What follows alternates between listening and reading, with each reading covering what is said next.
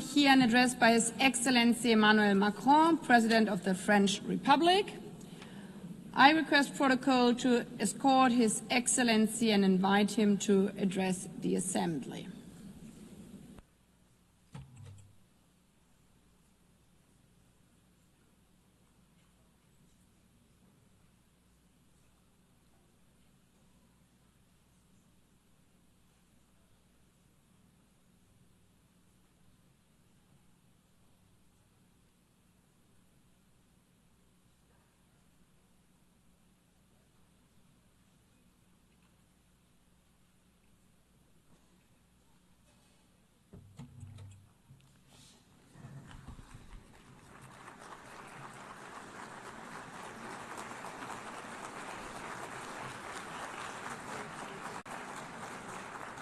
Madame la Présidente de l'Assemblée.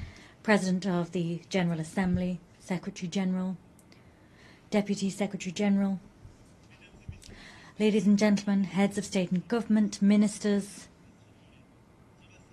ambassadors and delegates. I am delighted to once again stand before you to issue an address at the 80th session of the United Nations General Assembly. 8 decades ago, we wanted to serve peace, development, human rights, and we've been doing that for 80 years. After that 80 years, we now have to take stock of our progress and ensure that we keep pace with today's world. In 1945, March, we adopted the Charter of the United Nations following 2 world wars. At that time, war was still raging in Asia. Decolonization had scarcely begun. The Soviet Union was extending its empire, and we counted deaths in the millions, and we unveiled the horror of the Shoah. Yes, at that stage of the world wasn't yet complete, but at the same time, nevertheless, we were, through resolutions and with resolve, building our desire to spare succeeding generations from the scourge of war, and we declared our faith in the fundamental rights of mankind, and we made a commitment to create the conditions for justice, to foster social progress, to practice tolerance, and to live side by side in peace. We were not dreaming, and we invoked our past to help us. And after 80 years, I want to say before you that we were right to dream. We had the right to dream. Our world today deserves the same resolve we had then in terms of working together. 51 of us were at San Francisco, and now 193 of us are gathered here in the General Assembly. The text that created this organization enshrined the principle of collective action and enshrined common values. It defined robust processes. And I know, nevertheless, how great frustration is. We see that states are unequally represented, particularly on the Security Council, and that fuels frustration. And that's why I unequivocally support its expansion, the reform of the Security Council, particularly its expansion for the African continent. I also know the extent to which political and social balances and states of place have changed, and different actors have taken on more responsibilities. Many people are asking about whether the United Nations promises have been upheld, whether it's in sync with reality, and whether it brings with it any benefits. Let us not kid ourselves. This 80th anniversary is not a fact that we can just accept. Conflicts, international, national, state conflicts are proliferating. The criminal and terrorist activity is proliferating, and people are deliberately trampling on the Geneva Conventions as if war was just about terror, revenge and victory.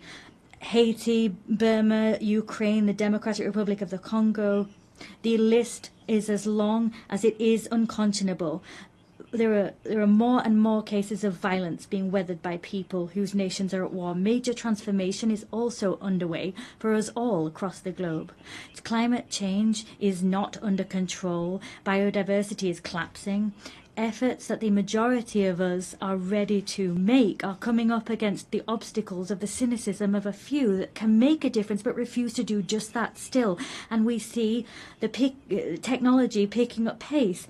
They pave the way to horizons of opportunity, but they also pave the way for dangerous forces because they're not regulated. Global trade is weathering tariff wars, and that's another form of imbalance, globally speaking.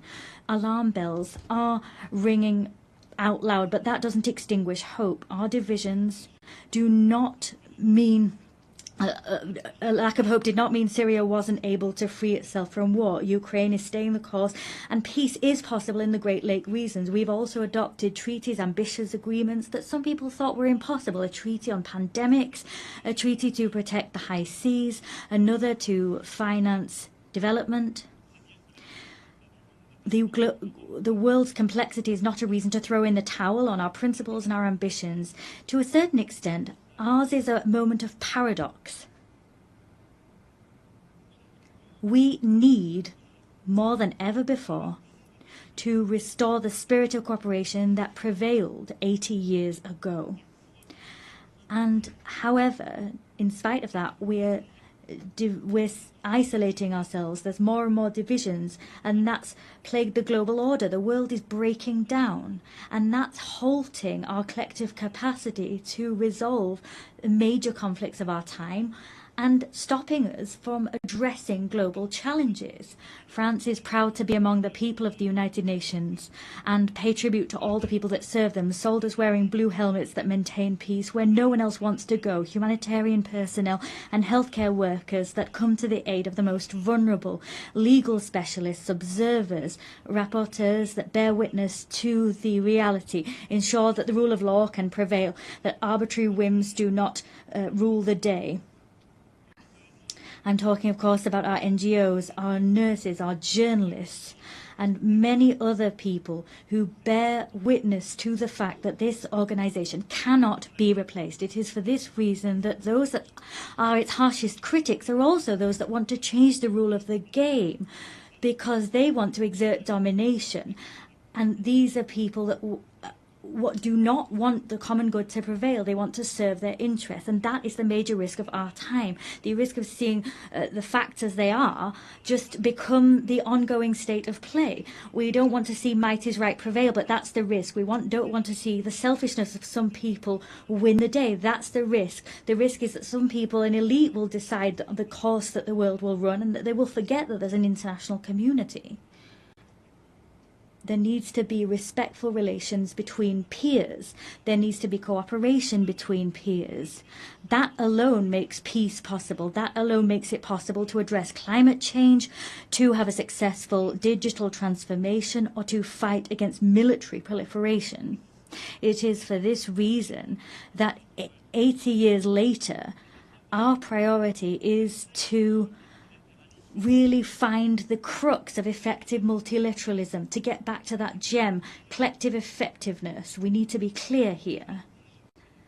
The anti-game of some people makes it almost impossible for our organisation to be collectively effective. They're playing against us. We need to work together to get back to that collective multilateralism. There's no point here in dividing the North from the South to think that there can be a united West in the face of a global South. That's a pipe dream. That's a vestige of an era where we wanted to isolate ourselves in blocks, pitting ourselves against each other. Here at this forum, there are only men and women that don't share the same religion. They have different visions. Their civilizations sometimes differ, but they have decided one fine day that building peace, rising up to challenges, particularly the challenge of inequality or the major transitions of the world, they forgot their differences to cooperate together.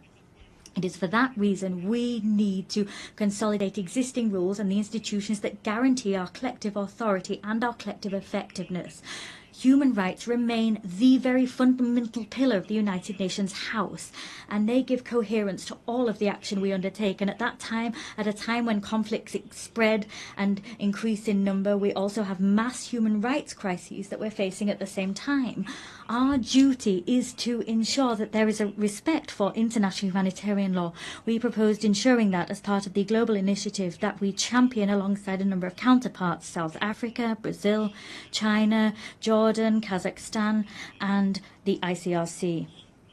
Let us support the ICC in its fight against impunity. Let us allow the orders of the ICJ to be implemented, their rulings be upheld. The authority, the force of law is our best chance in stopping the rule of might is right from prevailing. upholding our values is the only way of throwing out a double standards principle. We've always called out that principle since we came together as a global parliament. Peace and security are everything. For that reason, it's so important for the Ukraine to resist, to resist Russia and have peace. They need to get their territory, their children, their wealth, and their future back. The Russian aggression is not a problem of Europe, but rather a problem which plagues us all. It's our problem. It poses the eternal question of the force of law against might is right, freedom against imperialism. Ukraine didn't want war. Ukraine wants peace. France too wants peace. The Europeans want peace. The United States of America want peace. As such, Ukraine has a fundamental right, that is to live in security and to no longer fear that Russia will attack once more. It is for this reason France, with the United Kingdom, built a coalition of the willing, bringing together 35 nations to give Ukraine crucial security guarantees for the long term. As such, we're creating the conditions for a robust, just peace which will allow the Ukrainian people to really be masters of their own fate. And what happened in recent weeks in Poland's airspace, Mr. President, Romania, the provocations that we saw in Estonia and elsewhere are the proof that all European people are also challenged by threats of Russian destabilization. And unity can thwart those. Ukraine has often said it's ready for a ceasefire and can agree to negotiations. It accepts them. It's now up to Russia to prove that it can choose peace, even at a time it's stepping up attacks against Ukrainian civilians and the provocations to which I've just referred. France is ready as we wait to stand shoulder to shoulder with Ukraine alongside our European partners and all those that understand that we need to hold Russia back to preserve the global order. And I welcome the proposal we saw a few hours ago from the President of the United States, recalling the gradual weakening of the Russian economy. I welcome what he said, the on-the-ground failures of Russia. In more than 1,000 days, Russia's hardly gained 1% of Ukrainian territory. There have been so much loss, so many civilian victims, and few territorial gains. I welcome the fact that the President of the USA believes in Ukraine's ability not only to hold the course, but to uphold and ensure its rights prevail with us. It's because there is this refusal of double standards that France will stand side by side with Ukraine as we do for peace in the Middle East. Yesterday, we adopted a credible plan to put an end to the war in Gaza, to preserve a two-state solution, Israel and Palestine, to allow the release of all hostages and to save so many lives. We've charted a course towards peace, which requires first and foremost that hostages still in Hamas's hands are released, that strikes on Gaza cease. And I am delighted that Saudi Arabia and France have convinced a large number of the members of this assembly to sign the New York Declaration. 142 members of this assembly have signed that declaration. We've held out our hands to forge the path towards peace, immediate peace, release of hostages, ceasefire, stabilization of Gaza, the demilitarization and the dismantling of Hamas, and a reciprocal recognition of two states and a Palestinian state which is demilitarized, which recognizes Israel, an Israeli state which recognizes the state of Palestine, and all the states of the region that have not yet done so, we hope, will recognize the state of Israel. Through this mutual recognition, that is in fact a path towards peace. It's also the stability of the region as a whole that we seek to build. There cannot be any security or stability for Israel if we have a permanent war being waged with its neighbours. Peace with Palestine, in the West Bank and in Gaza, and throughout Jerusalem. Peace in Lebanon. There, the struggle against terrorism cannot be waged to the detriment of sovereignty of the Lebanese people. And it's for that reason I am delighted at the work that we have undertaken hand in hand with the United States of America, with the United Nations and UNIFIL to build this path that will make it possible to restore Lebanese sovereignty, to make the Lebanese armed forces once again able, with UNIFIL, to really anchor their sovereignty and to build this monopoly over weapons a monopoly that can only be held by the Lebanese armed forces. Lebanon breathes easier when Hezbollah is weaker, and the rest of Lebanon will breathe even better when all of armed caches, when all of the arms held by Hezbollah are back in the hands of the Lebanese armed forces. There's no other choice. We'll soon hold a support conference for the reconstruction of Lebanon. And we'll also support the conference that our Saudi friends will hold, supporting the Lebanese armed forces. In the same vein, Syria must recover its unity and its sovereignty. Syria is freer since Assad's regime fell. I received the transitional president in Paris. I welcomed him there. I'll see him again tomorrow. And with several states of the region, we are striving so that Syria can respect all components of its civil society, because that's where its strength lies. At the same time, it's in finding that unity once more, they will be able to also fully recover their sovereignty.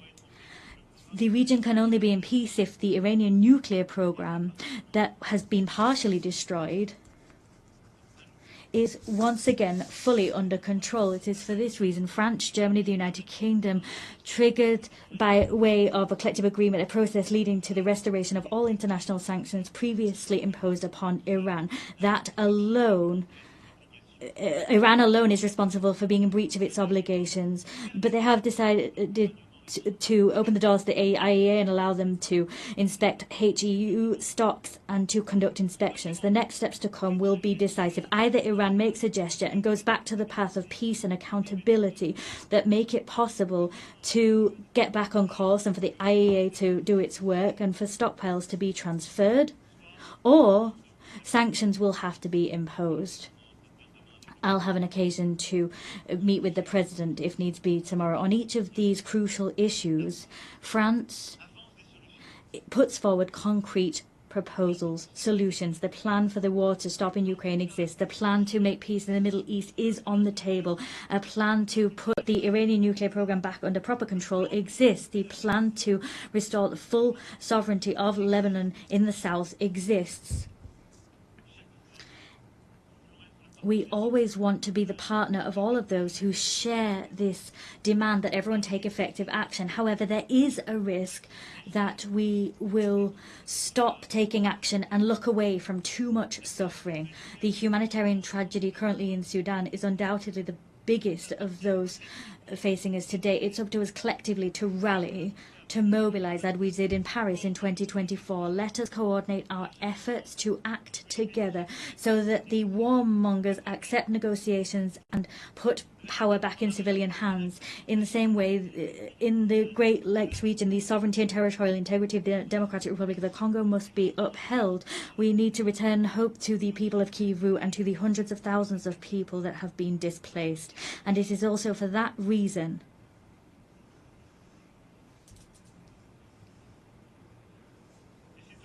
and it's also for that reason that we will meet next month in Paris, all of those able to respond to the humanitarian urgency and bring together initiatives of peace. And I'm delighted at what's been done by the African Union, by so many neighbours, Qatar, USA, but the humanitarian emergency needs to be addressed. We cannot forget any of these conflicts. We have no right at any time to lose heart. This capacity to take a leap of action is our source of strength. That's what brought us together 80 years ago. We have no right to get tired, to show fatigue. Well, there are so many crises, one after the other. I'm quite clear-sighted alongside you when I look at today's world. Everywhere we see the risks of proliferation once again return and new threats emerge. There is an urgent need to rebuild a credible framework, a verifiable framework to combat any nuclear proliferation, to rebuild a credible framework to once again contain these threats, ballistic proliferation. I'm not forgetting bacteriological, chemical threats or the new risks that posed by AI, cyber technology, space technology, quantum technology. We have common frameworks, but they've been weakened in all of these domains in recent years, sometimes because some people sort of said they were outdated, and sometimes because the rules for verification weren't properly observed, sometimes because the pace of technological development meant that these frameworks, their capacity to innovate, was not enough. Technological change was going too quick. However, we've got no right to give up. Ours is, we have to build that crucial framework for peace. The same demand for effectiveness, effective multilateralism, is one that we need to uphold for our global challenges. The Secretary General attaches great importance to our organisation, and he has ambition for it, and that's shown through his initiative UN80, and I share his concerns about our organisation. Yes, we need, at this time of disarray that I talked about as a result of these major issues of war and conflict, we can't forget there are so many global challenges that mean that we must all come together. Let us stare straight in the face global imbalances, all economies affected, all economies, and I'm speaking as one of the richest among them, but also middle-income countries, developing countries, and of course the poorest nations among us.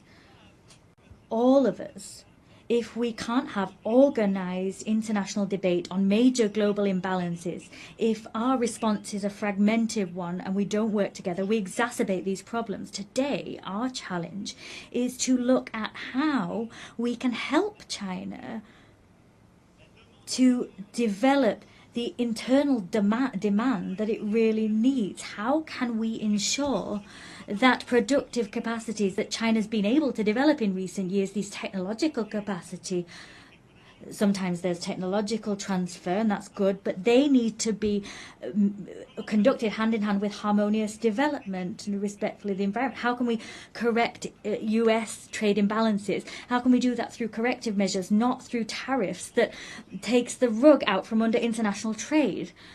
There's Europe that needs to respond to collective needs for collective investment, and we need to shoulder that responsibility. These challenges mean that we need to cooperate. There needs to be cooperation between major economies, but we can't pit the G7 against the BRICS, and that's the very rationale behind our agenda for the French G7 of 2026. Of course, we'll work with the Canadian presidency of G7 and the coming presidents of G20. We need to return to that spirit of cooperation that is vital, because that's what will allow us also to have a common agenda to finance our global challenges. Let's take a look at things today. Everywhere we're reducing, eroding our common ambitions to finance major global challenges. Collective financing for healthcare is plummeting, as is financing for food security, as is financing for education. These challenges are, however, our challenges, even more than they were before the pandemic, the COVID-19 pandemic. And so it is absolutely pivotal that together we prove ourselves able to develop concrete solutions and find new financing to address our challenges. The European Union decided to mobilize. The Commission's President's speech was great in this connection. We are mobilizing financing as Europeans to meet these challenges, but we must do so within a renewed framework. That's what we tried to do together during the pandemic itself with our African partners, during the financing summit which we held in 2021.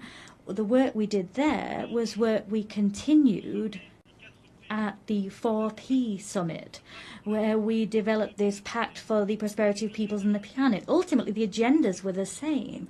Together, we need to work together better to address global economic imbalances. We must develop an agenda of growth everywhere, but we must do that to also help countries to finance education, healthcare, stabilization and food security, and help them to address challenges of biodiversity and the climate.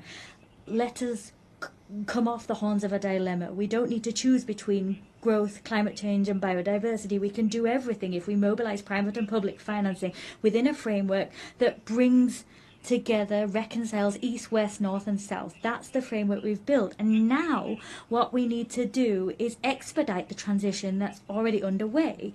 And I thank you all. The heads of the World Bank, the IMF, have commented on these efforts, but we need to go faster. The frameworks we developed have already become obsolete. We need to mobilize more private financing to accompany transitions in middle-income countries, developing countries and the poorest nations.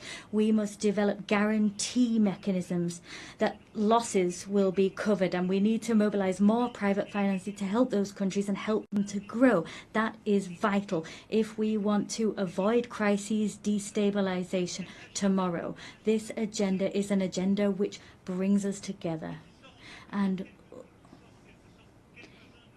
in some way forces some people to cast aside selfishness and avoids a situation whereby others are alone facing their challenges.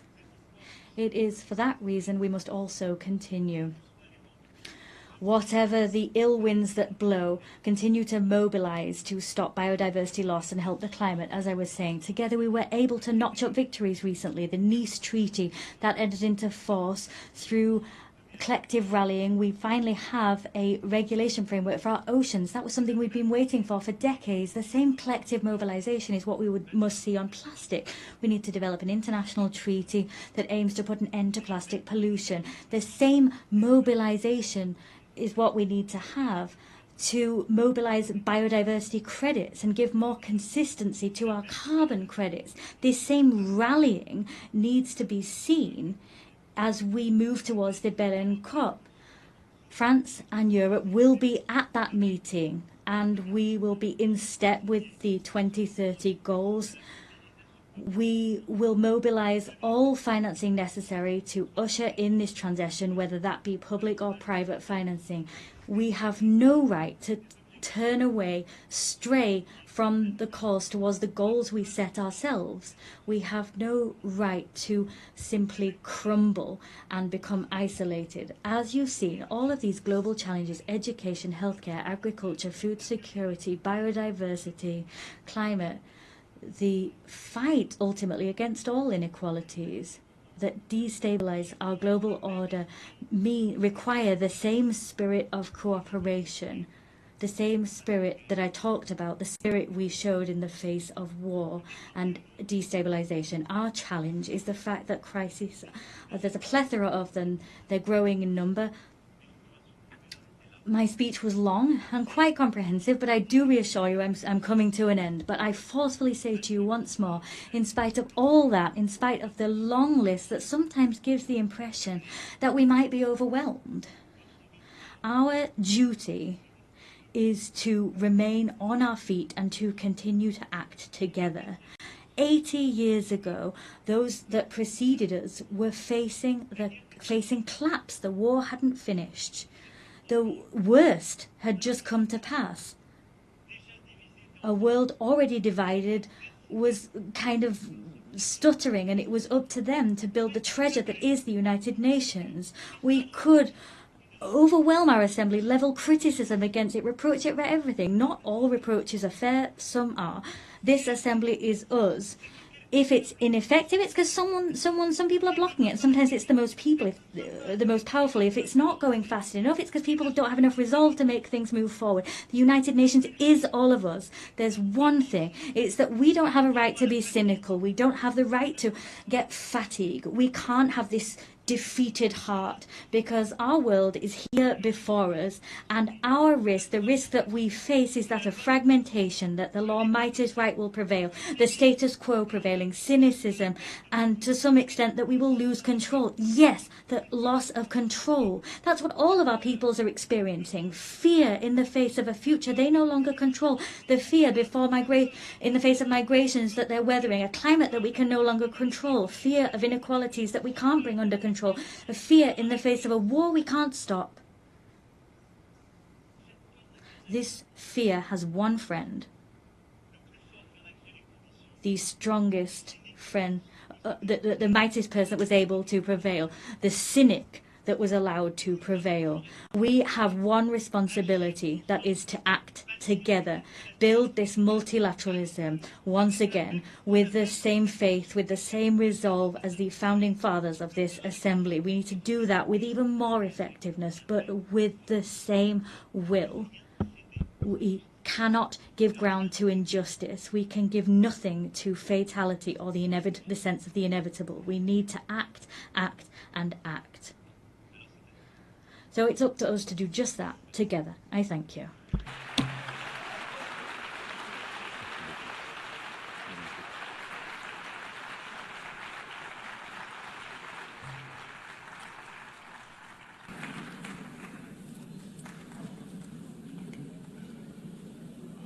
On behalf of the Assembly, I wish to thank the President of the French Republic.